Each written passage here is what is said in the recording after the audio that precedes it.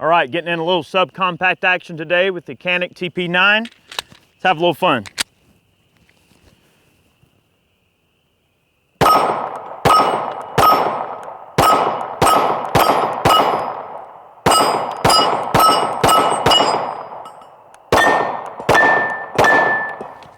Yes, sir. Good stuff. Guys, welcome back. This is Eric with Iraq Veteran 8888.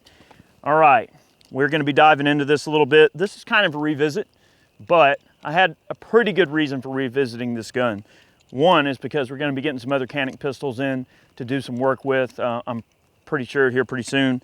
But I wanted to revisit this particular Canik with an optic, and we actually wound up getting some of these optics in from Crimson Trace. This is their CTS1550, and it is a subcompact red dot. We thought this would be fun to drop on this Canik, and we put it on here as an absolutely perfect fit on this gun in terms of the aesthetic and the overall look, and it just is a perfect fit for a subcompact pistol, and that's what the 1550 is intended for. It's a 3 MOA red dot, so a nice compact setup. This one's only like 159 bucks, so it's a very reasonably priced red dot. You know, this one is a polymer housing, so it's not quite as expensive as some of the other options. They do make the 1250, which is an aluminum housing. It's like $100 more in that ballpark. But I thought this would be a nice pairing. And, you know, early on, some of these Caniks weren't without their fair share of teething issues. You know, Century brings these things in.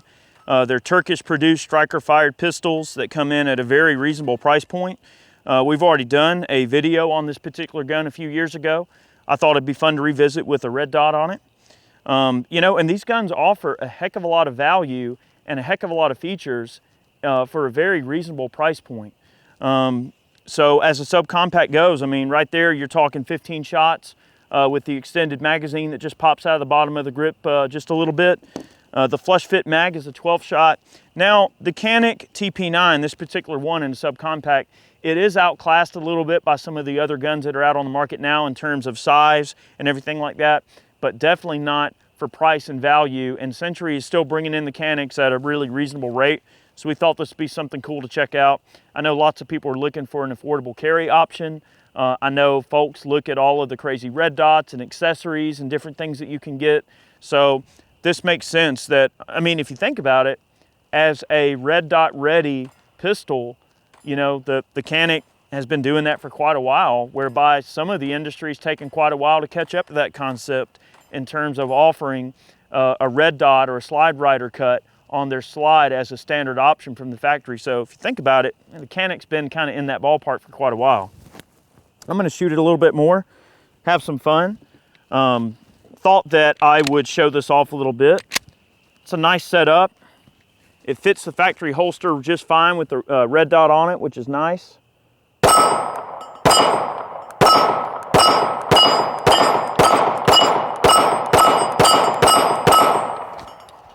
Oh yeah. One thing about this Canik that I always keep going back to is the fantastic trigger. These guns have an excellent trigger on them, and I can't wait to check out. I know they got some of the long slide models that I want to try to get in and do some work with as well. Sort of their race gun inspired type of setup, and we'll probably look at some of those. So the way this optic works is you have a little sight cover. So you can put the sight cover on there, and after a while, if you're just riding around the holster with this thing, it'll go into like a standby or a dimmed down mode. All right, and when you pop the cover off and it moves a bit, it's kind of like a shake awake feature, and it gives you a really long battery life in this thing. So that's kind of the thing now with red dots, right? Is everybody's going for, okay, who's got the longest battery life? Okay, who's got the best warranty? You know, this optic for 159 has got a 3-year warranty, which is pretty solid, I think, considering. All right, time will tell, you know, how this optic will hold up having a, you know, polymer construction, but there's plenty of other polymer optics out there that are doing, you know, just fine. So pretty cool stuff.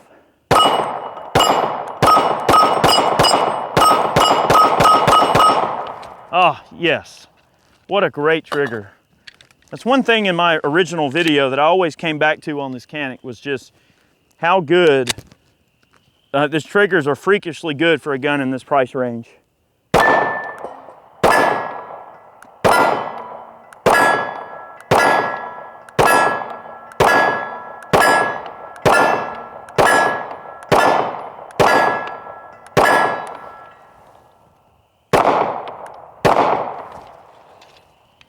Not bad.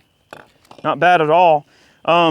So this optic sets so low in this channel, the way that this particular slide is cut, that it actually does co-witness just fine with the irons. So you can dial this thing in, it works just fine. The iron sights on this gun are pretty freaking robust, okay? A lot of cool features in these guns. I'm gonna shoot just a couple more mags. I think you guys get the overall idea. I wanted to kind of revisit this with the red dot on it. I'm trying to actually going back and going through some of my handguns that have optics cuts on them, and I'm trying to drop some red dots on these things and play around with them. And I'm trying to choose red dots that fit within the price point of the original gun. Okay, so like if a Canik is not a super expensive gun, well, we're not gonna try to drop a crazy expensive optic on there. I want those things to be relative to each other. So there'll be some other videos where we'll use some, like, you know, kind of super fancy upper tier guns, and we'll drop on some of the crazier optics and stuff. But I really want these rigs to kind of be in the spirit of what the original intention was. And this Canik TP9 in the subcompact configuration is meant to be an affordable subcompact that you can carry. I mean, it comes with a holster. You know, it's not a fancy holster, but you get the holster with it. You get the extra magazine. It comes with additional back straps and accessories. It's just kind of a ready to go package right out the box, which is kind of cool. All right, I'm gonna shut up and shoot now. All right.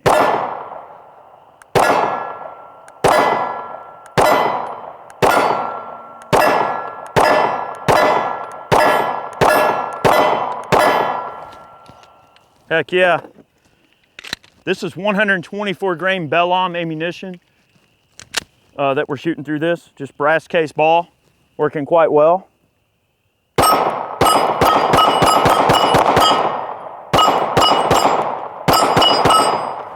So the thing is when I'm shooting this red dot, I'm not really thinking, okay, I'm gonna try to shoot tiny groups, or I'm gonna try to, you know, bench rest this thing and try to go for some extreme amount of accuracy or something like that. Although this gun does shoot exceptionally well and the trigger is fantastic, and for a subcompact, it's really accurate. But where I see the red dots being more useful on a handgun is for fast follow-up shots and quicker target acquisition. Getting on the target, squeezing the trigger, getting those rounds off. And as you're in that shooting process, you're kind of just, you're holding the gun and you're squeezing the trigger and you're following all the proper fundamentals in terms of shooting, but you're just looking at that dot and you're just putting that dot where you want the rounds to go. And yeah, it may not be like as precise as, you know, some fancy match grade type of a thing or a PCC or something like that, but it does make you faster on the follow-up, and it makes you a little bit more precise in terms of being able to shoot faster. And if you're moving around and things like that, or you're on the move, or you're shooting from behind cover or from concealment or whatever, it just seems like a little bit more of an intuitive way of shooting. And it does take some getting used to. But I wanted to make this video to revisit it with the Canik because I thought this was a good pairing. Okay.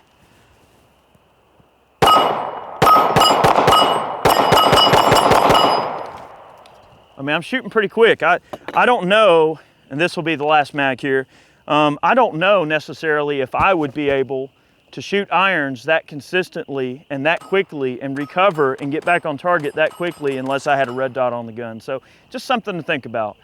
We took this little CTS1550, dropped it on here. Pretty cool little setup. Nice compact, subcompact. I mean, this one works with the holster.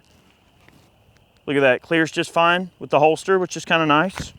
Just something to think about. All right, one more mag. I'll let you guys get back to your day here. And I'm just shooting mainly at combat distance here because I want to get an idea of if I've got somebody on top of me and I've got to dump rounds, like how fast I can shoot this thing and how accurately I can shoot it. And I think you'd be surprised what you can do with a gun like this.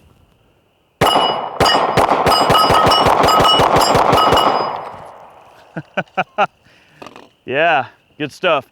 Guys, thank you so much for watching today's video. This was just meant to be kind of a quick revisit, I guess, to kind of look at how, you know, this optic sets on this particular pistol. I like it. And, you know, we've been wanting to revisit some of the Caniks. We are going to get some newer models out to do videos on, so we hope you'll stay tuned for that. We have tons of content on the way, and we hope you'll stay tuned for that. We have been some busy bees doing a ton of filming, so definitely want to take a moment to thank all of our Patreon supporters, those of you who purchase man cans, those of you who purchase t-shirts over on Ballistic Ink. Thank you for keeping us going and believing in what we do and seeing value in what we do. Many more videos on the way. We're going to try to get the long slide Canik out. We've done the subcompact, I've done a standard size. I know they do a couple of race guns and some long slides. Maybe we'll get some of those out in a future video. Check those out for you. Have a good one. See you next time.